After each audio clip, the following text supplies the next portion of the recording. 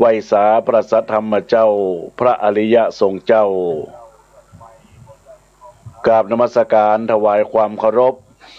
พระเดชพระคุณหลวงพ่อพระเทพปริยัติเจ้าคณะจังหวัดเชียงใหม่เจ้าวาดวัดเจ็ดยอดพระอารามหลวงหลวงพ่อพระเทพมังคลาจารย์รองเจ้าคณะจังหวัดเชียงใหม่วัดตาตอนหลวงพ่อพระเทพสิงหะวราจารย์รองเจ้าคณะจังหวัดเชียงใหม่เจ้าวาดวัดพระสิงห์วรมหาวิหารหลวงพ่อพระครูโกศลธรรมวิจัยเจ้าคณะจังหวัดเจ้าคณะอำเภอสันทรายวัดเขาแต่หลวงหลวงพ่อท่านพระครูสารพรพิพัฒน์วัดเมืองขอนหลวงพ่อพระครูพิพัฒน์ศิลสังวรวัดสันทรายมูลรองเจ้าคณะอำเภอสันทรายทั้งสองรูปท่านพระครูสถิตธุราธรผู้รักษาการแทนเจ้าวาดวัดสันขยอมตำบลสันทรายน้อยอำเภอสันทรายจังหวัดเชียงใหม่ขอเจริญพรธรรมสวัสดีกับบรรดาคณะศรัทธาญาติโยมสาธุชนพุทธบริษัทต่างหลายทุกท่านทุกคนในวาระโอกาสบัดนี้อาตมาภาพพระครูปรกิตติพงศ์กิตติโสพโนหรือพระอาจารย์แก่นชนพุทธบริษัทท่านทั้งหลายทุกท่านทุกคนได้เข้าสู่รายการธรรมะสู่ใจยามสายของคลื่นวิทยุเพื่อการศึกษาพระพุทธศาสนาและวัฒนธรรม FM 104.50 เมกะเฮิรตซ์วัดฝ่ายหินเชิญฟังรายการธรรมะสู่ใจในคืนวันนี้ขึ้นวิทยุเพื่อการศึกษาพระพุทธศาสนาและวัฒนธรรม FM 104.50 วัดฝ่ายหินฟังเป็นสิ่งที่ดีฝากไว้ธรรมะดีน้ำธรรมพระพุทธเจ้าฟังแล้วเข้าใจคลายจากหม่องเศร้าปอบรรเทาสว่างทุกข์ฟังแล้วปฏิบัติพ้นจากกองทุกข์บรรเทาสิ่งเศร้าหมองทั้งปวง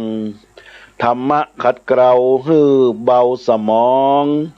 ธรรมะเรืองรองสดใสเป่งแจ้งสดใสเป่งแจ้งเนื้อญาติโยมและท่านทั้งหลายดังนั้นแล้วก็ขอเจริญพรเจริญธรรมกับบรรดาคณะศรัทธาญาติโยมวันนี้เป็นวันอังคารของวันที่29และเนื้อญาติโยมและท่านทั้งหลาย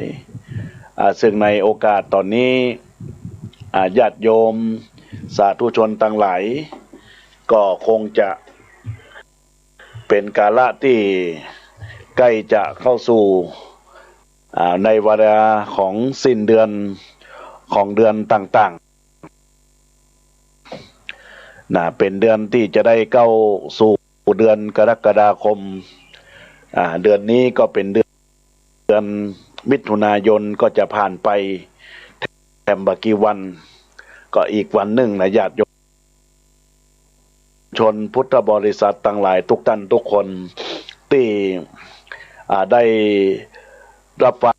งรายการธรรมะในวันนี้ก็จะได้ขอเจริญพรเจริญธรรมกับบรรดาคณะศรัทธาญาติโยมทุกท่านทุกคนที่รับฟังญาติโยมและท่านทั้งหลายเป็นสิ่งที่ของ104.50 FM วัดไฟหินในโอกาสนี้ในญาติโยมและท่านทั้งหลายดังนั้นก็ต้องขอฝากธรรมะไว้ในหัวอกหัวใจของบรรดาคณะศรัทธาญาติโยมสาธุชนท่านทั้งหลายสามารถรับฟังจากคลื่นวิทยุแล้วก็สามารถรับฟังจากในส่วนของอาตมาภาพไร้ Facebook สดนะในโอกาสนี้นะญาติโยมและท่านทั้งหลายดัง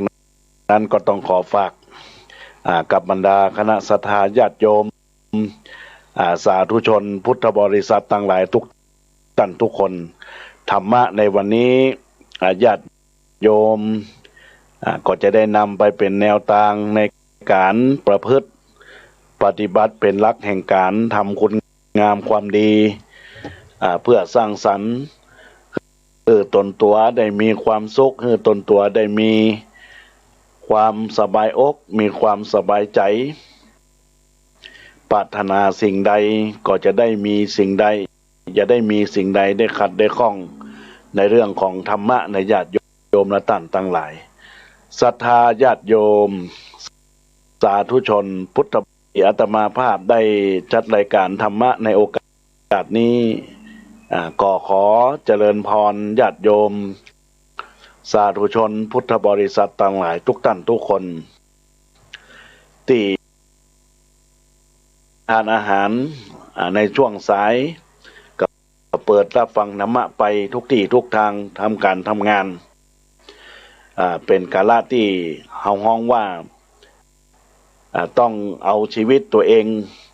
นำชีวิตตัวเองนั้นไปสู่การดิ้นรนกันไปสู้กันไปก็ต้องขอขวัญกำลังใจกับบรรดาคณะศรัทธาญาติโยมสาธุชนทั้งหลายเมื่อท่านทั้งหลายได้ตั้งอกตั้งใจรับฟังธรรมะก็เป็นบุญเป็นกุศลกับบรรดาคณะศรัทธาญาติโยมสาธุชนพุทธบริษัทเราท่านทั้งหลายทุกท่านทุกคนในโอกาสนี้นะญาติโยมสาธุชนเราท่านทั้งหลายซึ่งเป็นกาลที่เราท่านทั้งหลายจักได้มีกาละการทำงานเริ่มต้นแห่งชีวิตเหมือนกับบอกว่าใจจดใจจ่อพอดูฟ้าฝนมนุษย์เมืองคนก็มีเต้าอี้อยู่กินอยู่ชำระหนี้ละก้าอยู่ดีมีสุขอยู่โลกตั้งสามหัวมุดก้นสุขสนุกสุขได้เป็นยามเตื้อกระตุกล้ำกับเวียกกับการใจบ่เจยบานเตื้อหวานเตื้อส้มเตื้อเกาะขมเตื้อเกาะถูกต้มเปื่อยหลายครั้งบางทีก็เป็นบทเรียนเสี่ยงเงินหลายครั้งบางทีก็อยู่รับจ้างรายวันโลกมนุษย์นี้อุดอาจสุนสารปัญหารายวันมันมีมันแก้พุทธร้ายพุทธดีกะกะแม่เพื่อความผันแปรชีวิตตุกสุกมากระชับมิตรบ่อ่อนใจล้าสู้ไปเกิดมาจัดนี้อยู่ไปหื้อไหวมันจะมอกใดสู้ไปเต้าเท่าสู้ไปเต้าเท่าและลูกหลานญาติโยมทั้งหลายในโอกาสที่ได้นำเอาข้าวห้ำคำกรก้อนไก่นำมาอู้มาจ๋ากับบรรดาคณะศรัทธาสาธุชนพุทธบริษัททั้งหลายทุกท่านทุกคนในโอกาสนี้ก็ขอว่าบรรดาศรัทธาญาติโยมสาธุชนพุทธบริษัททั้งหลายที่รับฟังรายการธรรมะในโอกาสนี้เลยเป็นสิ่งที่เราท่านทั้งหลายก็เป็นบุญเป็นกุศลกับการที่เราได้รับฟังธรรมะแล้วก็จะเป็นสิ่งที่ส่องแสงสว่างมีความสวยสดมีความงดงามในจิตในใจของมุราศรัทธาญาติโยมสาธุชนพุทธบริษัทเราท่านทั้งหลายทุกท่านทุกคนในโอกาสนี้โอกาสที่เราท่านทั้งหลายจะได้น้อมรับฟังในรายการธรรมะ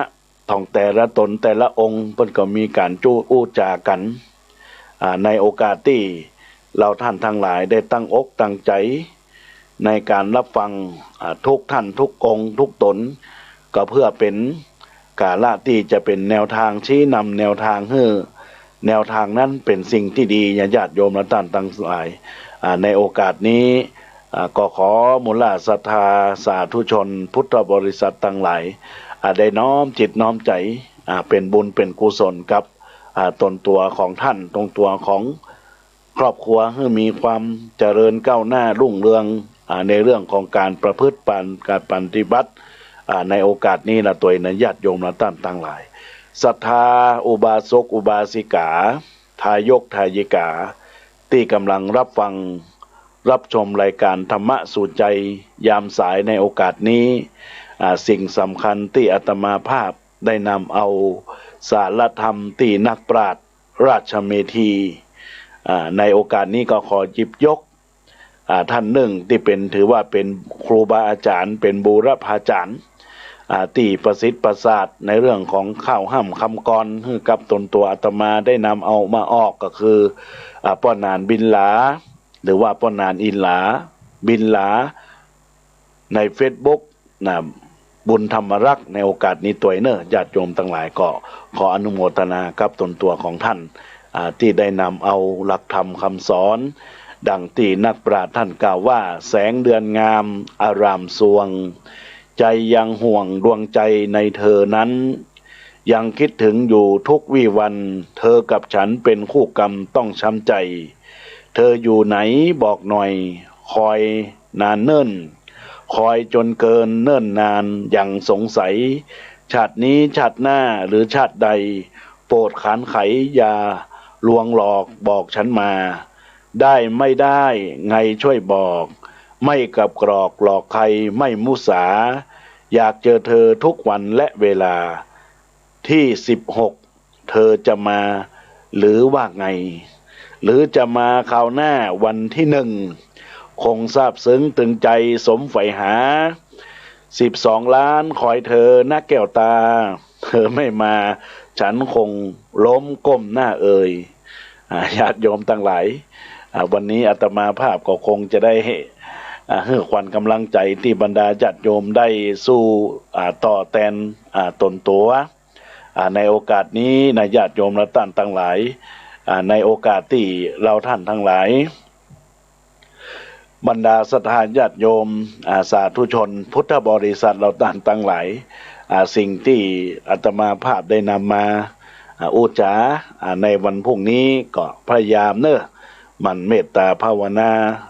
ทำบุญสุนทรทานไหว้พระสวดมนต์เฮาก็จะมีโชคเฮาก็จะมีใจนะญาติโยมนะท่านทั้งหลายสิ่งที่เฮาอยากจะมันมีโชคมีลาภป่าแป้นะเขาเป็นคำมักคำปรารถนาว่าเธอจะมาวันที่16หรือเธอจะมาวันที่1อันนั้นก็คือการเสี่ยงโชคเสี่ยงทายแต่อาตมาภาพก็บ่สามารถที่จะบ่งบอกเลขอันอย่างได้อยากให้ขวัญกำลังใจกับบรรดาคณะศรัทธาญาติโยมสาธุชนที่รับฟังรายการอยู่ในขณะนี้ก็เป็นบุญเป็นกุศลกับตนตัวของท่านทั้งหลายเนอะในโอกาสนี้ก็คงจะได้นำเอาหลักธรรมนำมาอุจากับบรรดาคณะศรัทธาญาติโยมในช่วงเช้านี้นะเป็นหลักธรรมะที่เราท่านทั้งหลายจะต้องนำไปเป็นข้อคิดคติเตือนใจมันพิจารณาถึงความเท็จจริงวันนี้จะหยิบยกเรื่องของลิงบ่ได้หลอกเจ้า ลิงบ่ได้หลอกเจ้านั้นมันเป็นจะได้ญาติโยมท่านทั้งหลาย ดังนั้นแล้วในส่วนนี้ก็จะได้ในส่วนของอุจากับญาติโยมสาธุชนพุทธบริษัทท่านทั้งหลายทุกท่านทุกคนว่าลิงบ่ได้หลอกเจ้านั้นเป็นเรื่องจะใดญาติโยมลองไต่ก็เอาลองมาอู้มาจากันแล้วว่ามันเป็นสิ่งใดในส่วนของการพบกันครั้งซึ่งเป็นครั้งสุดท้ายของฤดูกาลครั้งฤดูกาลนี้อาตมาภาพจะอู้จาย้อนกันไปในญาติโยมทั้งหลายฤดูกาลเข้าพรรษาในส่วนของกาละก็มีบทความเรื่องหนึ่งเพื่อจะปิดท้ายในเรื่องของที่เกิดขึ้นว่าได้คิดไปทวนไปแล้วก็พยายามไต่ตวนในเรื่องของชีวิตของคนเฮานั้นมันมีความเบาสมอง เป็นเรื่องของสัตว์ตัวหนึ่งโบราณท่านก็ว่าเอาไว้ว่าลิงมันเลี้ยงลูกฮักเอาไว้ข้างหลังลูกจังก็เอาไว้ข้างหน้าธรรมชาติของลิงในข้อนี้ก็เป็นจะได้ญาติโยมทั้งหลายเขาก็ว่าไว้อีกนั้นว่าปกติลิงมันอาศัยอยู่บนต้นไม้มากกว่าที่จะลงมาเดินบินบนแผ่นดินการอยู่บนต้นไม้มันก็จะเคลื่อนไหวไปมาก็ต้องกระโจนโผล่เกาะจากกิ่งนี้ไปกิ่งโน้นจากกิ่งนั้นไปกิ่งนี้ในญาติโยมทั้งหลายตามเรื่องตามราวตามประสาของมันแม้ยามเมื่อมีลูกแล้วมันก็ยังพาลูกมันท่องเที่ยวไปตามยอดตามไม้ตามกิ่งนะญาติโยมทั้งหลายตามยอดตามไม้ตามกิ่งที่เกิดขึ้นแล้วก็ในส่วนของตามยอดตามไม้ตามกิ่งนั้นทีนี้ก็กระโดนกระโจนพดเพ่นแต่ละครั้งแต่ละทีมันก็เสี่ยงต่อการกระทบอย่าใดญาติโยมทั้งหลายกระทั่งกิ่งก้านนามไหนต้องถูกเกี่ยวถูกลัดให้เกิดการบาดเจ็บพ่องในเมื่อพลาดพลั้งด้วยเหตุด้วยผลแม้ลิงจึงจะระวังรักษาลูกด้วยการคิดลำเอียงของมันลูกตัวที่มันฮักมันก็ทะลุถนอมมันก็จะพยายามปกป้องประคับประคอง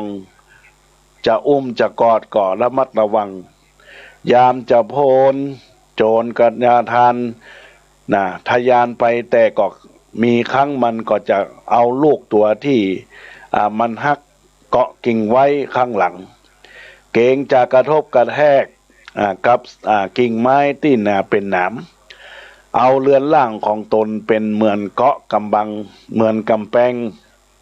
ป้องกันภัยให้ลูกแสนที่ฮักส่วนเจ้าตัวที่เอาไว้ข้างหน้ามันก็จะกระทบกระแทกถูกดีดรัดทิ่มต่ำด้วยกิ่งไม้อย่างไรก็ช่างมันก็เพราะบ่สู้กะจะเวทนามันเท่าใดนักแล้วก็ต่อมาญาติโยมทั้งหลายจนแม่ลิงตัวนั้นสิ้นชีพลงผลทางนิสัยก็กระจะประจักษ์ขึ้นแก่ลูกลิงทั้งสองต่างกันราวจมูกกับท้ายทอยหรือดินกับฟ้าหน้ามือก็กับหลังมือคือมันมีผลต่างกันมากลูกตัวที่แม่เฝ้ารักเฝ้าถนอมถึงกับเอาเรือนร่างเป็นเกาะเหมือนกำแพงคอยกำบังป้องกันพยันอันตรายนานาชนิดกลายเป็นลิงที่อ่อนแอเรียกว่าโง่เขลาหรือว่าเซ่อไร้ความสามารถทางหากินจะหาใส่ปากใส่ท้องแต่ก็บ่ละมื้อแสนยากยามเกิดภัยอันตรายก็ลบหลีกบ่เป็นต้องผจญทนกับความทุกข์ความทรมานอยู่ตลอดชีวิตเพราะเหตุใดก็จึงโง่และก็มีความอ่อนแอตอบกันว่าเพราะมันได้รับความรักความทนุถนอมเกินไปมีมือมีเท้าก็เหมือนบ่มีสมองก็คิดอันยังบ่ออกคิดอันยังบ่เป็นเพราะเหตุที่ตลอดเวลาที่มันโตขึ้นมานั้นมันบ่เคยทำอันยังได้ด้วยตัวเองแม้แต่จะมีความรักมันทุกอย่างมากมายได้ทำแทนมันหมดมันจึงบ่แตกต่างจากการที่ลิงหงอยที่บ่มีพิการญาติโยมท่านสาธุชนพุทธบริษัททั้งหลายส่วนเจ้าลิงตัวที่เป็นแม่ชังนั้นกลับเป็นลิงที่แสนฉลาดคล่องแคล่วมีความเล่ห์เหลี่ยมพลิกแผงดูพราวไปหมดจนเรียกได้ว่าบ่มีเหลี่ยมก็คือกรบป่ามด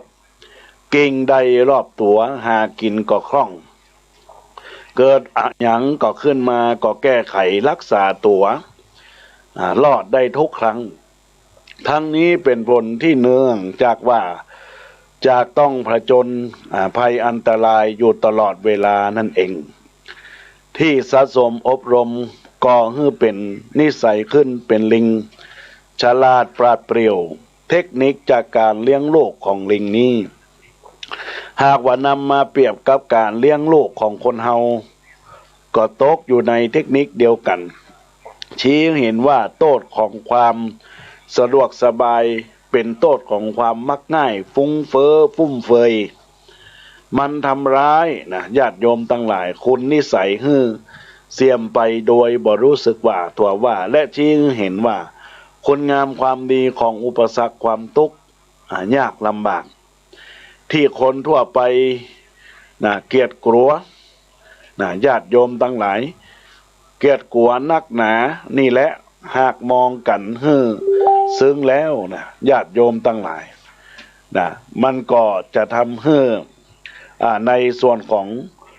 ความทุกข์ยากอุปสรรคทั้งหลายทั้งปวงล้วนแต่ยังผลให้เป็นผู้มีนิสัยทรหดอดทนเชี่ยวฉลาดเฉลียวฉลาดหากใครคิดใดดังนี้ผู้นั้นก็จะเป็นผู้ต่อสู้กับชีวิตจะเป็นผู้ที่ยิ้มรับยิ้มแย้มแจ่มใสทรหดอดทนเฉลียวฉลาดบ่ถือคติที่เรียกว่าญาติโยมทั้งหลายรู้ลบเป็นปีกรู้หลีกเป็นหางซึ่งจะก่อนิสัยชนิดนักบ่เอานักก็บ่เอาเบาก็บ่สู้แล้วก็จะนำไปสู่ความเสี่ยมอย่างหาประมาณบ่ได้ท่านที่กำลังเลี้ยงลูกจะเป็นลูกโดยแท้ลูกศิษย์ก็หรือว่าลูกจ้างก็ลองนำเอาสูตรของลิงไปเลี้ยงลูกของท่านดูบ้างก็รับรองว่าได้ผลแน่นอนปีหน้าฟ้าใหม่ก็ปะกันแถมใหม่แล้วก็จะได้อู้จากันในเรื่องของรักของความเป็นอยู่รักของความเป็นจริงอย่างที่อาตมาภาพในอู้จาเกี่ยวกับเรื่องของลิงนะญาติโยมทั้งหลายก็เป็นบุญเป็นกุศลกับบรรดาคณะศรัทธาญาติโยมสาธุชนที่ได้รับฟังรักธรรมะที่อาตมาภาพได้นำมากลไกแห่งชีวิตให้ญาติโยมได้นำไปเป็นแนวความคิดพิจารณาถึงความเท็จจริงถึงความสัตย์จริงของเราท่านทั้งหลายที่คนเฮานั้น เมื่อเป็นอยู่ในด้านสังคมด้านเป็นอยู่ในด้านทุกที่ทุกทางก็จะมีผลประโยชน์ต่อตัวตนและผู้ตนตัวเองเดียวเพื่อจะได้เกิดความผาสุกในเรื่องของความเจริญรุ่งเรืองในการเป็นอยู่ของชีวิตของเฮาให้พันลุล่วงไปด้วยดีนะญาติโยมตั้งหลายอย่างบรรดาญาติโยมตั้งหลายอยู่ในบ้านในจองสิ่งสำคัญเมื่อการอยู่ในครอบครัวของตนเองเนี่ยบางครั้งมันก็มีความกระทบกระทั่งของชีวิตความกระทบกระทั่งอย่างใดอยู่ด้วยกันญาติโยมตั้งหลายสามีภรรยาอยู่ร่วมกันก็ต้องเข้าอกเข้าใจซึ่งกันและกันเมื่อเมียเป็นไฟผัวก็ต้องเป็นน้ำญาติโยมตั้งหลายต้องอยู่ร่วมกันได้ต้องชโรมอยู่ร่วมกัน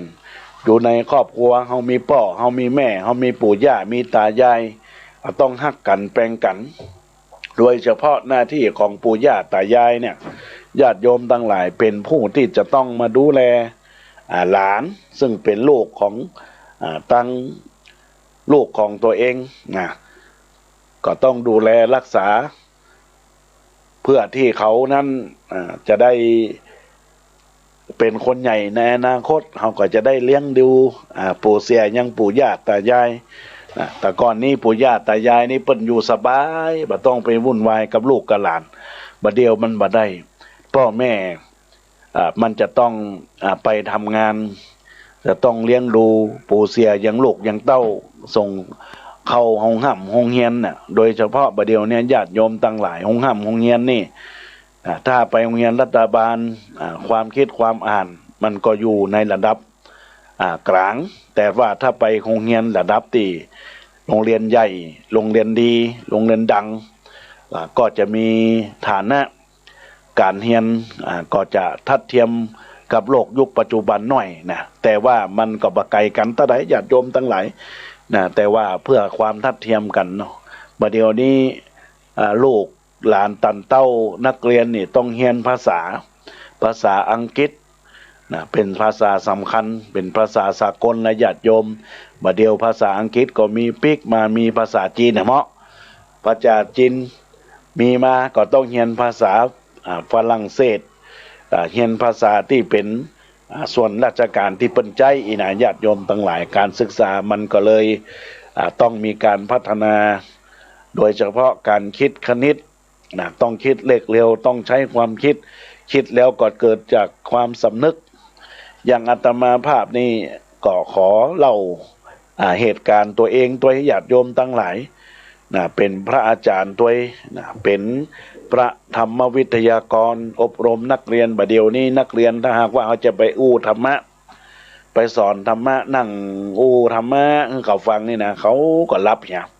เขาก็บ่ฟังถ้าใดเล่นกันเหี่ยแต่ถ้าหากว่ากิจกรรมที่เฮาฮื้อไปโดยการผ่านการสอนโดยการผ่านการสอน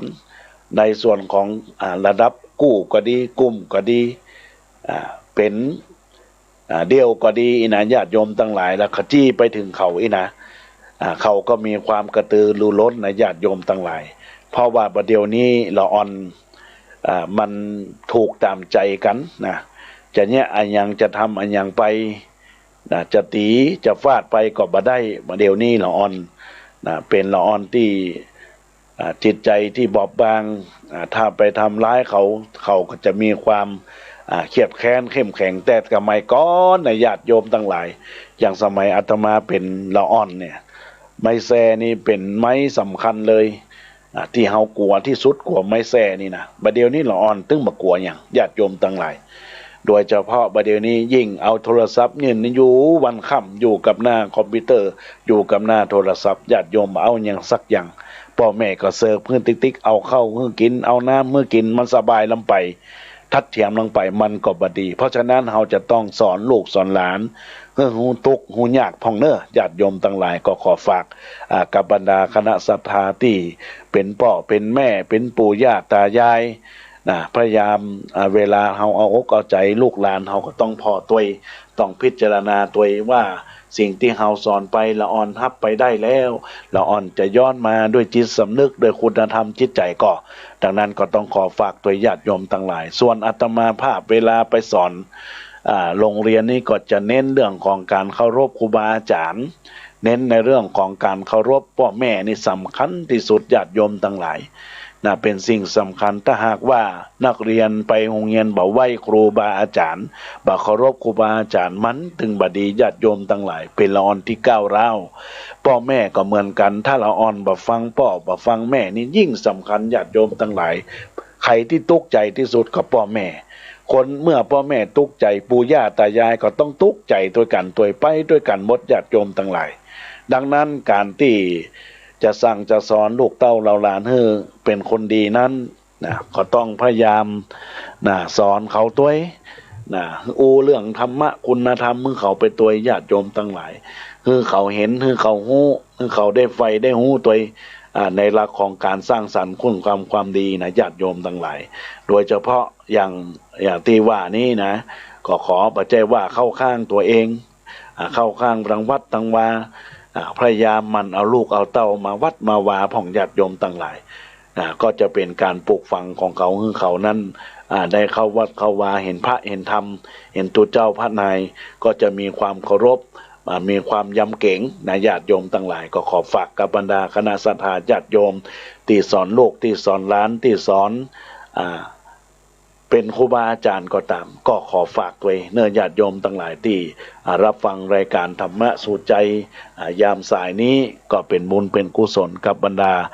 คณะศรัทธาญาติโยมเพิ่นถึงบอกว่าถึงกาละถึงเวลากาละสมัยอาทิตย์อุทัยสดใสส่องแจ้ง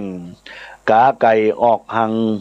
หากินยามแจ้งนกน้อยทะแยงปีกร่อนเสาะว่าหากินฟ้าแสงแดดฮ้อนบินล่อนเล่นตัวตามลมได้อาหารเล็กน้อยลอยล่อนเสียงคลมห้องกันละงมเป็นกลุ่มใหญ่น้อย ได้เหยื่อได้นอนอาหารนักน้อยบินหาลูกน้อยสู่หังคนเฮามนุษย์ที่สุดความหวังหิหาสตังซื้อกินกับเข้าหน้าที่ไผมันคนหนุ่มและเท่าต่างก็มัวเมาหาเสาะพระสงฆ์ทำกิจบิณฑบาตจำเพาะยามรุ่งแจ้งแสงทองโปรดมนุษย์โลกบ่ฮื้อเศร้าหมองประพฤติตามคันลองถือศีล85หน้าที่ไผมันพี่น้องเจ้าข้าต่างก็เกิดศรัทธาสาธุบาปบุญมีจริงถึงเวลาบรรลุปรากฏหันได้หากมีทำใดได้ดีจักเกิดสุขีดังองค์มุนีมีมาเก้าเงาคนปฏิบัติดีย่อมพ้นโศกเศร้าพระพุทธเจ้าเทศนาทำดีได้ดีบ่มีปัญหาจักสมปรารถนาดังใจเนื้อเจ้าดังใจเนื้อเจ้าญาติโยมทั้งหลายนะก็ขอฝากกับธรรมะที่อาตมาภาพได้ได้จ้ากับศรัทธาญาติโยมก็ขอฝากบรรดาศรัทธาญาติโยมสาธุชนพุทธบริษัทเราตั้นทั้งหลายทุกท่านทุกคนที่รับฟังรายการธรรมะเพิ่นบอกว่าฟังแล้วปฏิบัติพ้นจากกองทุกข์บรรเทาสิ่งเศร้าหมองทั้งปวงธรรมะขัดเกลาฮือเบาสมองคือมีความสุขใจปองสุขใจเจนล้ำสุขใจเจนล้ำเนื้อญาติโยมทั้งหลายก็ขอฝากกับบรรดาคณะศรัทธาญาติโยมตั้นสาธุชนทั้งหลายที่กำลังรับฟังรายการธรรมะยามสายสู่ใจกับอาตมาภาพพระครูปรัตน์กิติพงศ์กิติโสพโนสำนักวัดสันขยอมวิหารอุโบสถไม้สักทองทรงล้านนาที่อุจาหลักธรรมะกับบรรดาศรัทธาญาติโยมสาธุชนพุทธบริษัทต่างหลายทุกท่านทุกคนที่รับฟังอยู่ในขณะนี้ก็ขออนุโมทนาขอบคุณยังบุญที่จะเกิดกับจิตกับใจของมุลาศรัทธาญาติโยมสาธุชนพุทธบริษัทต่างหลายทุกท่านทุกคนเป็นบุญเป็นกุศลเนอะที่บรรดาญาติโยมต่างหลายจะได้นำเอาหลักธรรมะขององค์สมเด็จพระสัมมาสัมพุทธเจ้านำไปเป็นแนวทางในการประพฤติปฏิบัติในโอกาสนี้นะญาติโยมท่านทั้งหลายในโอกาสนี้ก็คงจะเป็นช่วงของรายการม่วนงานสันเล่าภูมิปัญญาล้านนาอุจากันได้อุจากันไปล้านนาไทยเรามีความเจริญวันนี้เราถึงเรื่องของสัตว์ที่ได้อูจาไปสัตว์ที่อูจาไปนั้นก็เป็นเรื่องของลิงนะลิงหลอกเจ้าอีนะอูจาไปแล้ววันนี้เราก็คงจะเรื่องการจุหลอกว่าเป็นจะได้จุแล้วมันมีความคิดเห็นเป็นจะได้นะก็พยายามนำเอาสาระธรรมให้มันตรงกับบรรดาศรัทธาญาติโยมสาธุชนทั้งหลายที่รับฟังเพื่อเป็นการเน้นย้ำนะกับบรรดาคณะศรัทธาญาติโยมสาธุชนพุทธบริษัทต่างหลายเนอะก็จะเป็นเรื่องของจุหลอกก็คือก็จะเป็นเรื่องของหลักเหตุหลักผลที่ดีเนอะญาติโยมต่างหลายเปิ้นบอกว่าเพราะเฮามีกำลังใจคือคนรอบข้างเพราะเฮามีการกระทำที่เหมาะสมเพราะเฮามีธรรมชาติน่ารื่นรมเพราะเฮามีเพื่อนทุกคนเป็นคนดีเพราะเฮามีความเป็นไทยเป็นอัตลักษณ์เพราะเฮามีชาติศาสตร์กษัตริย์เป็นศักดิ์ศรีเพราะเฮามีครูบาเจ้าศรีวิจัยและพระนางจามเทวีเพราะเฮามีบารมีองค์พระเจ้าดอยสุเทพเพราะเฮามีศีลที่คอยรักษาเพราะเฮามีประเพณีล้านนาคอยสืบสานเพราะเฮามีประวัติความเป็นมาที่ยาวนานเพราะเฮามีมหาเถราจารย์เป็นที่กราบไหว้สักการะบูชาเพราะเฮามีวัดเป็นศูนย์รวมจิตใจเพราะเฮามีกฎหมายที่คอยคุ้มครองรักษาเพราะเฮามีปัจจัยสี่ตามกาลเวลาเพราะเฮามีเศรษฐกิจพอเพียงที่พระราชทานเพราะเฮามีความสามัคคีเป็นที่ตั้งเพราะเฮามีพลังในการแก้ปัญหาเพราะเฮามีในหลวงคือองค์กษัตริย์เพราะเฮามีพระราชินีคู่ ราชาองค์กษัตริย์เพราะเรามีครอบครัวที่อบอุ่นเพราะเรามีเชียงใหม่เป็นที่อยู่อาศัยเพราะเรามีคนดีศรีนครพิงค์เชียงใหม่เพราะเรามีเหตุผลนี่ไงนครพิงค์เชียงใหม่จึงมีแต่ความสุขห่มเย็นอันนี้ก็ขอฝากกับบรรดาคณะศรัทธาญาติโยมวันนี้ในเรื่องของการจุหลอกแต่ในหลักของเหตุผลที่อาตมาภาพได้อู้ได้จ่าเพราะทุกอย่างเนี่ยมันเป็นสิ่งที่ดีหมดเราจะต้องนำมากลไกเป็นชีวิตของคนเฮาในญาติโยมและท่านทั้งหลายก็ขอฝากกับบรรดาคณะศรัทธาทั้งหลายที่รับฟังรายการธรรมะยามสายขึ้นพระพุทธศาสนาขึ้นเพื่อการศึกษาพระพุทธศาสนาและวัฒนธรรมของวัดฝ่ายหินในโอกาสบัดนี้ในญาติโยมและท่านทั้งหลายก็ขออนุโมทนาขอบคุณกับบรรดาคณะศรัทธาญาติโยมสาธุชนพุทธบริษัททั้งหลายตอนนี้ก็คงจะเป็นช่วงของการรับฟังในส่วนของการเอุจากับบรรดาคณะศรัทธาญาติโยมสาธุชนท่านทั้งหลายในโอกาสนี้ที่รับฟังรายการธรรมะยามสายในโอกาสนี้ก็จะขอทักทายกับบรรดาศรัทธาญาติโยมสาธุชนก็เจริญพรกับคุณแม่เล็กมูได้ทักทายเข้ามาว่าแม่เล็กสาธุเจ้ากำลังฟังอยู่เนอะขออนุโมทนาขอบคุณก็เจริญพรกับยายนวลหรือว่าแม่พระจงมนเตชะกุลพงกรได้ทักทายข้อความมาอยู่2ข้อความอาตมาภาพก็จะทักทายว่านมัสการเจ้าท่านอาจารย์พระอาจารย์แก่นฟังท่านอยู่เนอแล้วก็บอกว่าสิ่งที่อาตมาภาพได้อู้ได้จานั้นก็เป็นสิ่งกุอย่างที่ได้อู้มันมีแต่ก็ถ้าจะต้องสู้จนตายนะญาติโยมแม่นวลเตชะวงศ์มังกรเปิ้นได้ฝากข้อความมาอันนี้เป็นความจริงที่เปิ้นได้ฟังแล้วก็คงจะเป็นการมันพิจารณาในตัวตนของเปิ้นแล้วก็เจริญพรกับคุณโยมลุงอ้วนสาธุเจ้าเนออนุโมทนาในโอกาสนี้ในส่วนของศรัทธาญาติโยมสาธุชนก็มีคุณแม่สุนีกองบุญว่ากราบสาธุรับฟังอยู่เจ้าสาธุเจ้าเจริญพรกับแม่มาลีณพิกุลกราบนมัสการเจ้าฟังอยู่เนอวันนี้เพิ่นมีงานที่วัดยางกวงแม่คงจะบ่ได้ไปก้าบ่จะได้เนาะถ้าไปก็อนุโมทนาบุญกับแม่เนอที่จะได้ร่วมบุญกับวัดยางกวงในโอกาสที่ได้ทำการสืบสานวัฒนธรรมฟื้นฟูวัดยางกวงแล้วก็งานอายุวัฒนมงคลของท่านพระครูบายางกวงครูบามิ้นนะพระครูปรัตสุรเดชศิริสุวรรณโนเนอะในโอกาสนี้นะญาติโยมและท่านทั้งหลายก็ต้องขออนุโมทนาขอบคุณกับบรรดาคณะศรัทธาญาติโยมสาธุชนที่รับฟังรายการธรรมะในโอกาสนี้ได้รับฟังรายการแล้วก็ขอเจริญพรกับบรรดาคณะศรัทธาญาติโยม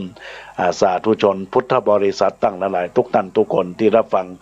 อยู่ในขณะนี้การนมัสการหลวงพ่อพระครูวิสุทธิศรีละโสพลในโอกาสนี้ก็ขออนุโมทนาขอบคุณกับท่านเนอร์ที่ได้เมตตาได้เข้ามาสาธุธรรมครับอาตมาภาพเก่ากับผมที่ได้ออกจากรายการตัวนี้ก็ขออนุโมทนาหลวงพ่อตัวเนอร์เจ้าวาดวัดบ้านโป่งเฮืองโบราณอำเภอสันทรายจังหวัดเชียงใหม่ถือว่าเป็น FC รายการก็ว่าได้ทุกครั้งหลวงพ่อจะทักทายเข้ามาสาธุธรรมแล้วก็จะมีความว่ารักเลยในหัวใจก็ขออนุโมทนาในโอกาสนี้ก็ขอให้คุณหลวงพ่อได้มีความสุขกายสบายใจโรคภัยไข้เจ็บมาอันใดก็ขอให้หายจากจิตจากใจจากกายของหลวงพ่อให้ได้รับฟังตัวเนอร์ในการที่รับฟังธรรมะในโอกาสนี้เจริญพรกับแม่เอ้ยสุติวงศ์เนอร์ที่ได้ทักทายเข้ามาว่าสาธุในรายการเนอร์ก็ขออนุโมทนาขอบคุณวันนี้ ญาติโยมผู้ที่ได้รับฟังรายการในคลื่น FM 96.0 เมกะเฮิรตซ์วัดพระธาตุดอยสุเทพเปิ้นก็พากันไปร่วมงานบุญของวัดยังกวงพระครูบายังกวงเนาะในนามของตัวตนของอาตมาภาพตะวาก็ได้ไปร่วมบุญร่วมกุศลแล้วในวันนี้ก็ขอประชาสัมพันธ์ในผ่านขึ้นวิทยุนี้ตัวยก็ญาติโยมทั้งหลายจะไปร่วมทำบุญตอนนี้เปิ้นก็คงจะมีงานเริ่มงานเวลา9:30ญาติโยมไปก็คงจะไปช่วงเปิ้นทำบุญปั่นปอนพอดีก็เจริญพรญาติโยมเนอะทุกท่านทุกคนที่จะได้ไปร่วมทำบุญกันในโอกาสนี้เนอะก็ขออนุโมทนาขอบคุณกับบรรดาคณะศรัทธาญาติโยมสาธุชนพุทธบริษัทต่างหลายตอนนี้ก็มีคุณโยมอาจารย์วิทิตาเบาจิตได้ทักทายเข้ามาว่าสาธุเจ้าครูวิทิตาเบาจิตเฟซลุงอ้วนในโอกาสนี้ก็ขออนุโมทนาขอบคุณมาณโอกาสนี้ก็มีญาติโยมสาธุชนหมายมีคุณแม่นวลนิดแม่นวลนิดจากแม่นวลนิดชาวชาติจากบ้านปะเป้าในเนาะปะเป้าในอำเภอเมืองจังหวัดเชียงใหม่เนาะได้ทักทายฟังอยู่เจ้าก็เจริญพรสาธุกับแม่นวลนิดชาวชาติตัวเนอที่ได้มีการทักทายเข้ามาใน Facebook ของอาตมาภาพในไลน์ของอาตมาภาพที่ได้ส่งข้อความลิงก์ไปแล้วก็มีคุณโยมจากหลายที่หลายต่างแต่ไลน์มันเปิดไว้แล้วก็มาได้ทักทายก็มีคุณโยมดาวได้ทักทายเข้ามาว่าสิ่งที่ได้นำไปลิงก์ได้นำไปฝากก็ได้ฟังทุกครั้งรายการก็อนุโมทนาขอบคุณในโอกาสนี้เนอะทุกท่านทุกคนแล้วก็เจริญพรกับคุณโยมนาชากาแฟว่าได้ทักทายเข้ามาแล้วว่ากราบสาธุวันนี้ไปร่วมงานบุญวัดยังกวงก็อนุโมทนากับคุณโยมนาชากาแฟเนอะถึงแม้ว่าได้ไปร่วมบุญก็ยังรับฟังรายการธรรมะในโอกาสนี้ก็ขออนุโมทนาขอบคุณกับบรรดาคณะศรัทธาญาติโยมสาธุชนอุบาสกอุบาสิกาทายกทายิกาเราท่านทั้งหลายตอนนี้จะได้เปิดโอกาสให้บรรดาญาติโยมได้โทรศัพท์เข้ามาเนอะดันทั้งหลายได้ฟังอยู่ทางใดในช่วงเจ้านี้ได้ฟังอยู่ทางใดก็โทรศัพท์เข้ามาอู้จ๋ากับอาตมาภาพพระอาจารย์แก่นสำนักวัดสันขยอมตำบลสันทรายน้อยอำเภอสันทรายจังหวัดเชียงใหม่วิหารอุโบสถไม้สักทองสงล้านนาแล้วก็ที่เบอร์โทรศัพท์0962962694เนื้อญาติโยมทั้งหลายอาตมาภาพก็รอรับสายหน้าไมค์เปิดสายหน้าไมค์ให้บรรดาญาติโยมได้โทรศัพท์เข้ามาเป็นขวัญเป็นกำลังใจอยู่ทางใดรับขึ้นทางใดอาตมาภาพก็ขอประชาสัมพันธ์ในคลื่นวิทยุนี้ว่าได้มีการจัดรายการจำนวนปัจจุบันนี้3คลื่นด้วยกัน3คลื่นนี้ก็จะเป็นการฝากบุญฝากกุศลเรื่องธรรมะญาติโยมไปใจได้ไปเป็นแนวทางในการพิจารณาถึงความดีความงามในญาติโยมต่างหลายสิ่งใดที่อาตมาภาพได้ได้จาในรายการนั้นได้ออกมาจากจิตจากใจสู่ใจให้บรรดาญาติโยมได้นำไปประพฤติได้นำไปปฏิบัติเป็นหลักแห่งการสร้างสรรค์คุณงามความดีให้กับตนตัวเพิ่นตึงบอกว่ารัตนะ3ประการอยู่ในใจไปไหนก็ไปได้สบายเลยสวรรค์นรกนั้นคงที่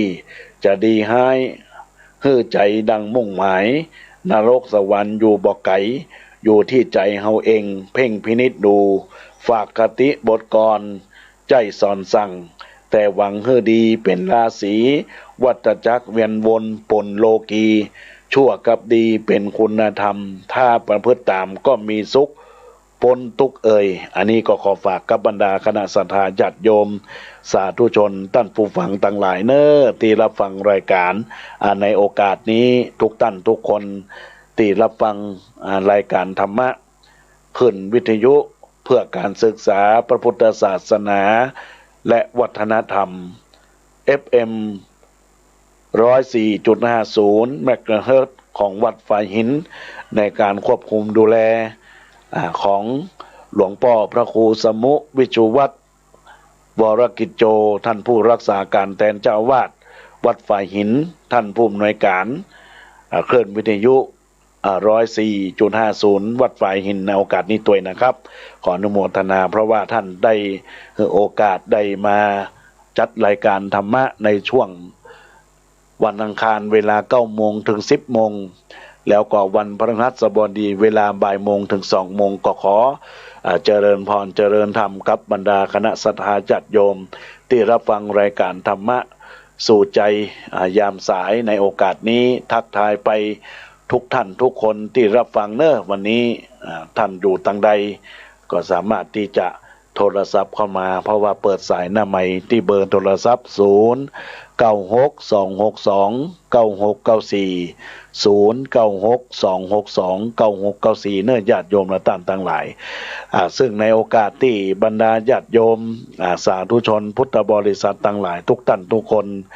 ได้รับฟังรายการธรรมะในโอกาสนี้นะญาติโยมทั้งหลายอาตมาภาพก็ได้แชร์ไปตามกลุ่มไลน์ของแต่ละกลุ่มที่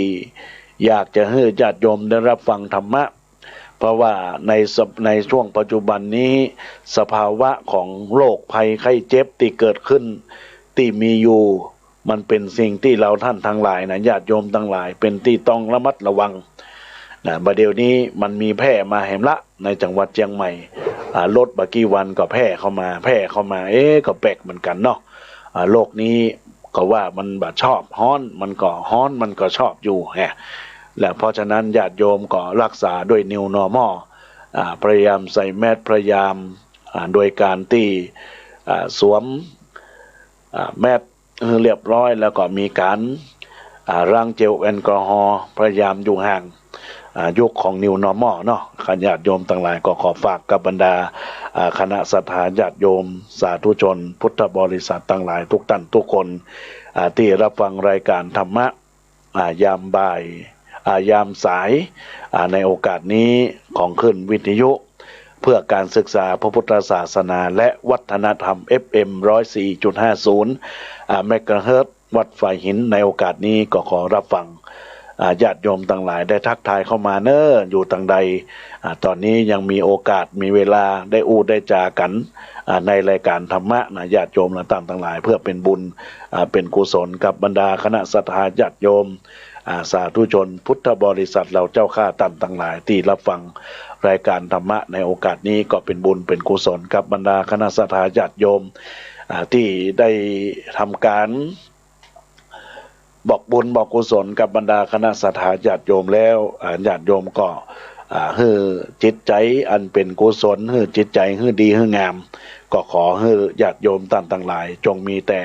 ความสุขและความเจริญในหน้าที่การกิจการงานทุกอย่างเนอะในโอกาสนี้ก็จะได้ในโอกาสนี้จะได้มอบคำกรเข้าห้ำแอมสักเล็กสักน้อยให้บรรดาศรัทธาญาติโยมได้เป็นข้อคิดได้เป็นแนวทางในการดำเนินชีวิตว่าแสงเทียนส่องมองสว่างก่อนฟ้าสางไม่หยุดยั้งต้องสู้รู้ทางหวังอยู่เพื่อก่อสู้ต่อสู้พลังอย่าสิ้นหวังสิ้นคิดอนิจจังอยู่ต้องรู้ให้รู้ว่าสู้ไหวสู้ให้ได้ในชีวิตอย่างมีหวังถ้าท้อถอยด้อยกล้อยพลังไหนความหวังจะมีให้มีมันทุกวันอย่างก็คงพังไม่ดังคิดทั้งชีวิตจะมีมืดมนทุกคนหวังครอบครัวที่แสนดีมีแต่พังจะสิ้นหวังไม่ได้ในครอบครัวสู้ให้ดีอย่ามีจบจงเตรียมรบต่อการงานทั้งหลายชีวิตต่างเรียนรู้ต่อสู้ไปไม่วันหนึ่งก็วันไหน ถึงชัยเอ่ยนี่ก็เป็นเรื่องของแสงสว่างทุกอย่างแสงสว่างยามค่ำคืนเป็นแสงจันทร์ในญาติโยมแสงสว่างยามกลางวันเป็นแสงอาทิตย์แต่แล้วแสงทุกอย่างย่อมมีความหมายของชีวิตมีเจ้าก็ต้องมีสายมีบ่ายก็ต้องมีค่ำก็ต้องมีดึกนะญาติโยมเป็นกฎของ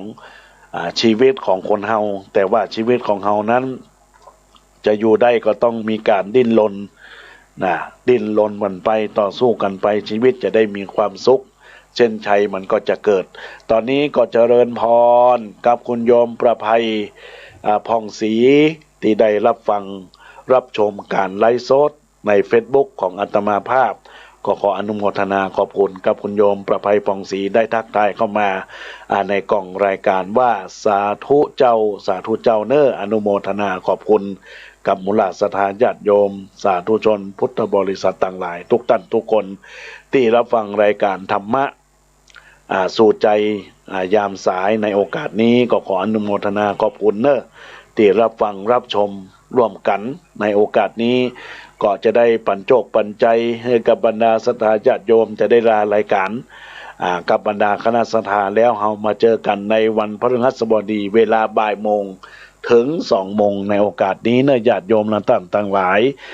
ที่ญาติโยมได้รับฟังรายการธรรมะกับอาตมาภาพก็ขออนุโมทนาขอบคุณจะได้ปันโจกปันใจขอลารายการที่บอกว่าขอขอบคุณทุกสายขอขอบคุณทุกท่านที่รับฟังขอขอบคุณทุกท่านที่ให้ความหวังขอขอบคุณทุกเสียงขอบคุณทุกสายตั้งหลายพี่น้องที่ท่าดาฟังธรรมะสาระฟังแล้วสุขขังขอบคุณที่ฟังน้ำกรรมพุทธเจ้าฟังแล้วนำไปปฏิบัติพ้นจากโศกเศร้าโน้มน้าวเข้าสู่ทางดีพ้นจากนรกห่างจากอเวจีเพราะบารมีธรรมพุทธเจ้าปาฏิหาริย์มีจริงยิ่งยวดเนื้อเจ้าธรรมะบรรเทาสิ่งหายสิ่งใดเป็นอาธรรมจำใส่ใจไว้ทุกคนอย่าได้คุกขีจำเรื่องดีๆไว้ปฏิบัติได้สุขีจะเกิดผลดีในปลายภาคหน้าน้ำธรรมคำสอนองค์พระเลิศล้ากราบด้วยศรัทธาสาธุผู้ข้าขอไหว้สาในขึ้นวิทยุเฟซบุ๊กไลฟ์ในไลน์ตั้งหลายไหว้ต่อดินฟ้าเทพไทยเนิ่นนายตั้งหลายตัวห้องตั้งหลายตัวห้องไหว้แม่พระธรณีมีส่วนเกี่ยวข้องในโค้งเกตห้องจุมปูกับไหว้สาฟ้าดินธาตุตั้งสี่สวยฮือได้มูตูมนุษย์ลุ่มไตหมู่สัพพสัตตั้งหลายฮือปลอดจากโควิดนายถิ่นได้สุขกายสุขใจยิ่งแล้วดุจดังดวงแก้วรัตนาตัวข้าม่อนน้อยขอกราบไหว้สาพระพุทธาธรรมาสังฆาเจ้าตั้งหลายขออนุโมทนาขอให้ท่านญาติโยมตั้งหลายจงมีอายุวันนะสุขะพรณะธนสารสมบัติคุณสารสมบัติทุกท่านทุกคนด้วยเถิดขอ